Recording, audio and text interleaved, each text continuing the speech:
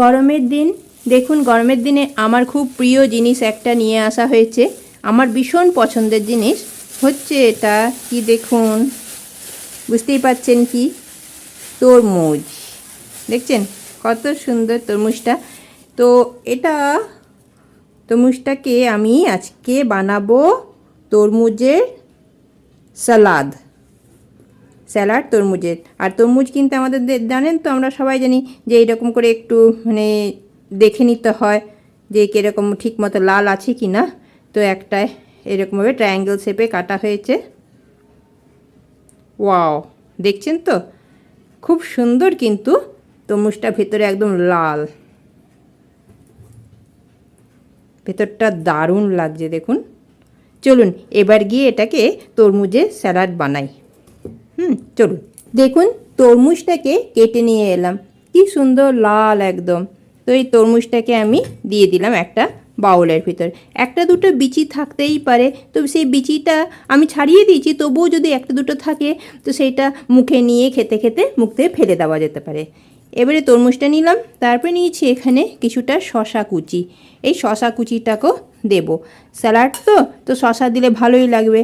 পেঁয়াজও দেওয়া যেতে পারে, কিন্তু যেহেতু আমি ফল দিয়ে বানাচ্ছি সেই জন্য আমি না এটার মধ্যে পেঁয়াজ দিলাম না। তারপরে আবার আজকে হচ্ছে মঙ্গলবারে একটু নিরামিষ খাই বলে পেঁয়াজটাকে অ্যাভয়েড করলাম। আপনারা চাইলে দিতে পারেন। তারপরে দেখুন এখানে নিয়েছি টমেটোটা এখানে সুন্দর লাল একটা টমেটো, সেই টমেটোটাকেও এর মধ্যে দিয়ে দিলাম। এরবারে এটার মধ্যে দেব আমি একটু চাট মশলা।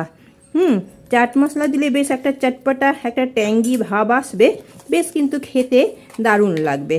তো একটুখানি চাট মশলা দিয়ে দিলাম। লঙ্কাও দিতে পারেন, কিন্তু আমি দিলাম না ফলের মধ্যে লঙ্কাটাকে। এটা কিন্তু গরমের দিনে না একদম বিকালবেলা খাবেন, দেখবেন শরীরটা ঠান্ডা থাকবে। একটু চিনি দিলাম।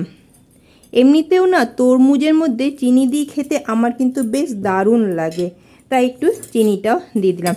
এবার সব ভালো করে সুন্দর করে এটা মিক্স করে নিচ্ছি।